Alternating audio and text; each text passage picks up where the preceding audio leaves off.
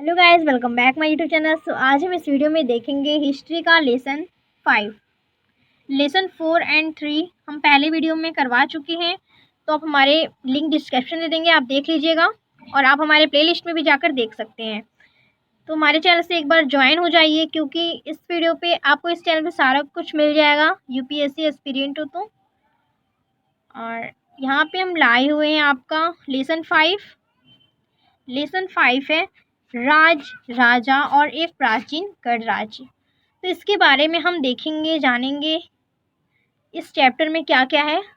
तो हम video start करते हैं। हमारा अध्याय 5 है, लेसन 5 है राज्य, राजा और एक प्राचीन गणराज्य।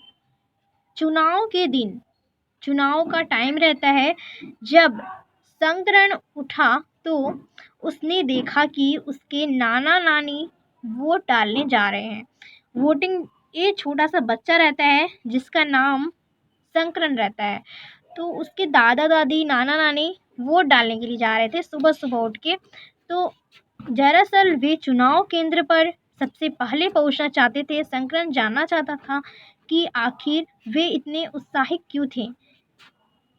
उसके नाना जी ने उसे जल्द में ही समझाने की कोशिश की और कहा, आज हम अपने शासकों का चुनाव करने जा रहे हैं। ये सोचने लगा कि ये आखिर होता क्या है, शासक कैसे बनते हैं, ये सारा कुछ उसके माइंड में क्वेश्चंस आने लगे। तो चलिए इसमें हम जानते हैं कुछ लोग शासक कैसे बने। लगभग 5 वर्षों से हम अपने शासकों का चुनाव मतदान के जरिए करते आ रहे हैं, लेकिन बहुत पहले लोग शासक कैसे बनाते थे।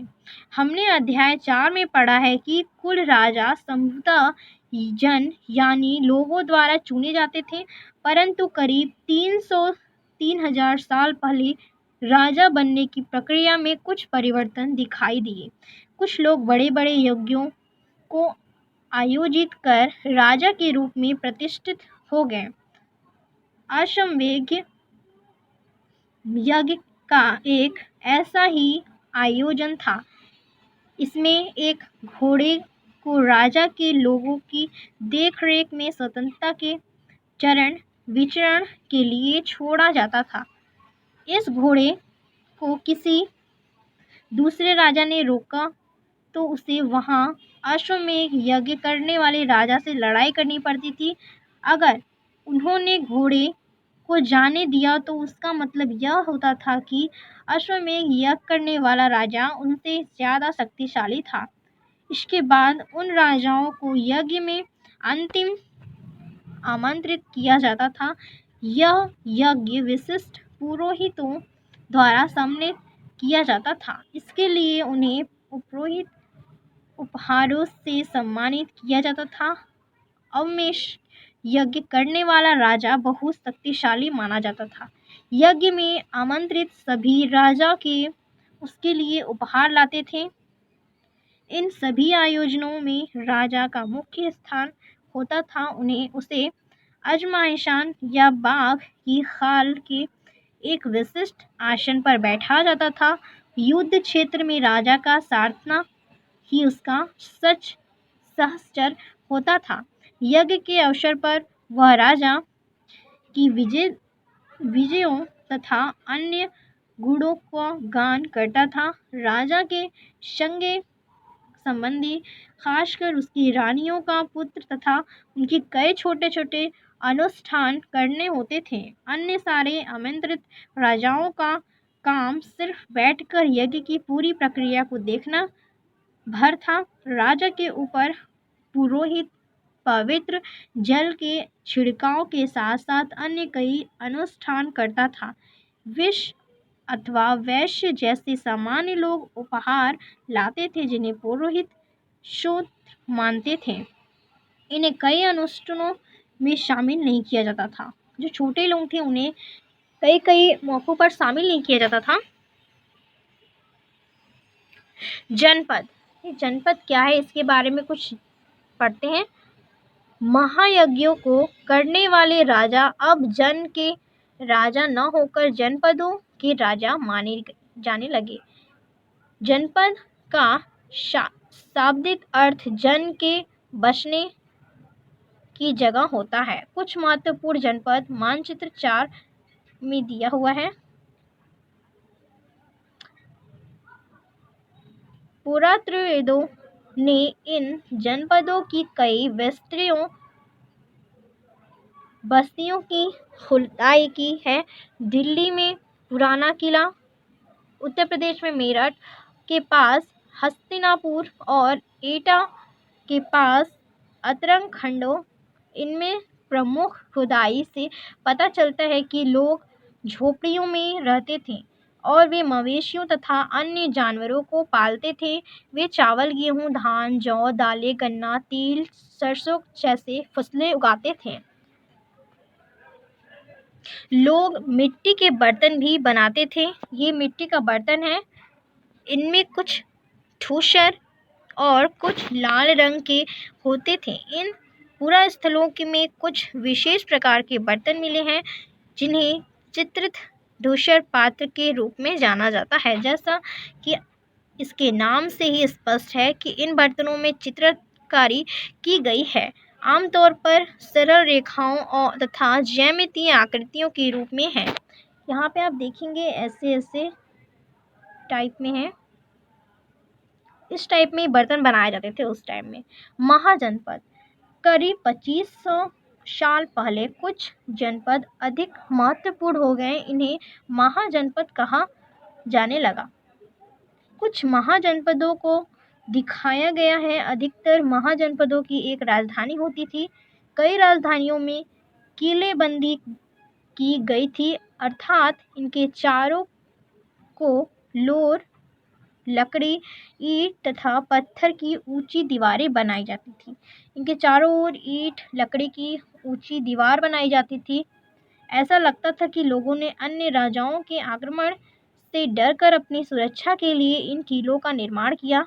कुछ राजा अपनी राजधानियों के चारों ओर विशाल, ऊंची और प्रभावशाली दीवार खड़ी कर अपनी समृद्धि बनाई जाती थी और शक्तिशाली प्रदर्शन भी करते थे।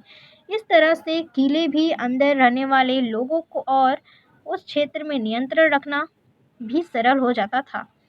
इस तरह की विशाल दीवारें बनाने के लिए व्यापक योजना की आवश्यकता थी और लाखों की संख्या में ईंटों तथा पत्थरों का इंतजाम करना पड़ता था। हजारों स्त्री, पुरुष तथा बच्चे ने इसके अनेक अथक परिश्रम किया होगा। इनके लिए संसाधनों का आवश्यकता पड़ती होगी। अब राजा सेना रखने लगे थे। सिपाहियों को अनुमति वेतन देकर पूरे साल रखा जाता था। इस टाइम में अब राजा थोड़ा अपने सेना को रखने लगते थे और सिपाही भी रखते थे, उनको वेतन भी देते थे। कुछ भुगतान स्वतः आतः सिक्कों के रूप में दिया जाता था। इन सिक्कों के बारे में तुम अध्याय 8 में पढ़ोगे। आप 8 लेसन में इसके बारे में हम पढ़ेंगे। कौशाम्बी किले की दीवार। यह चित्र उत्तर प्रदेश के इलाहाबाद के पास मिली ईंट की दीवार का आवेशन है। इसके एक भाग में निर्माण 25 साल पहले हुआ था। ये ऐसे टाइप में ये दीवार है जो इलाहाबाद में मिला था। कर महाजनपदों के राजा विशाल किले बनवाते थे और बड़ी सेना रखते थे, इसलिए इन्हें प्रचुर संसाधनों की आवश्यकता होती थी। इसके लिए इन्हें कर्मचारियों की भी आवश्यकता होती थी। अतः जनपदों के राजा लोगों द्वारा समय समय पर लाए गए उपहारों पर निर्भर न होकर अब नियमित रूप से कर वसूलने लगे। फसलों पर लगाए गए कर सबसे महत्वपूर्ण थे, क्योंकि अधिकांश लोग कृषक थे। प्रत्येक रुपये का 16वां हिस्सा कर के रूप में निर्धारित किया जाता था, जिसे भाग कहा जाता था। कारीगरों के ऊपर भी कर लगाए गए, जो प्रत्यक्ष श्रम के रूप में चुकाए जाते थे। जैसे कि एक बुनकर लोहार या सुनार को राजा के लिए महीने में एक दिन का काम करना पड़ता था। पशुपालकों को जानवरों या उनके उत्पादक के रूप में कर देना पड़ता था। व्यापारियों को सामान खरीदने बेचने पर भी कर देना पड़ता था। आखेटकों तथा संग्राहकों को जंगल में प्रस्तुत प्राप्त वस्तुएं देनी होती थी। जो आखट थे और संग्राहक के जो जंगल जाते थे उनमें से जो कोई भी वस्तु मिलती थी उसे देना पड़ता था। कृषि में परिवर्तन। यह युग में कृषि के क्षेत्र में दो बड़े परिवर्तन आए। हल के फाल अब लोहे के बनने लगे। पहले के जो थे वो पत्थर के थे। अब जो इस काल में जो ये टाइम आया है उसमें अब लोहे के बनने लगे। अब कठोर जमीन को लकड़ी के फाल की तुलना में लोहे के फाल आसानी से जोता जाता था। इसमें सब फसलों तथा उपजाऊ बढ़ गई। दूसरे लोगों ने धान के पौधे का रोपण शुरू किया, अर्थात खेतों में बीज छिड़क कर धान उपजाने के बजाय धान के पौधे तैयार कर अपना रोपण शुरू किया गया। अब पहले की तुलना में बहुत ज़्यादा पौधे जीवित रह जाते थे, इसलिए पैदावार भी ज़्यादातर होने लगी। इससे कमर तोड़ परिश्रम लगातार थी। ये काम ज़्यादातर दास दासी तथा भूमिहीन खेतिहर मजदूर कामगार करते थे। सूक्ष्म निरीक्षण। मगध। लगभग 200 साल के भीतर मगध सबसे महत्वपूर्ण जनपद बन गया। गंगा और सोन जैसी नदियां मगध में से होकर बहती थी। यातायात और जल वितरण और जमीन को उपजाऊ बनाने के लिए बहुत महत्वपूर्ण थी। मगध का एक हिस्सा जंगलों से भरा था। इन जंगलों में रहने वाले हाथियों को पकड़कर उन्हें प्रशिक्षित कर सेना को काम में लाया जाता था। यही नहीं, जंगलों में घर, गाड़ियां तथा रथ बनाने के लिए लकड़ी भी मिलती थी। इसके अलावा इस क्षेत्र में लौह अयस्क की खदानें हैं। मजबूत औजार तथा हथियार बनाने के लिए बहुत उपयोगी थे। मगध में दो बहुत ही शक्तिशाली शासक बिम्बिसार तथा अजातशत्रु हुए। अन्य जनपदों को जीतने के लिए ये हर संभव साधनों अपनाते थे। एक महत्वपूर्ण शासक थे।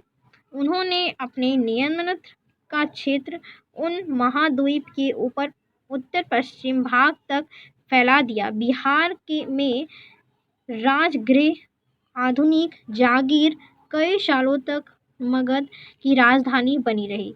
बाद में पाटलिपुत्र, आज का पटना, को राजधानी बना दिया गया।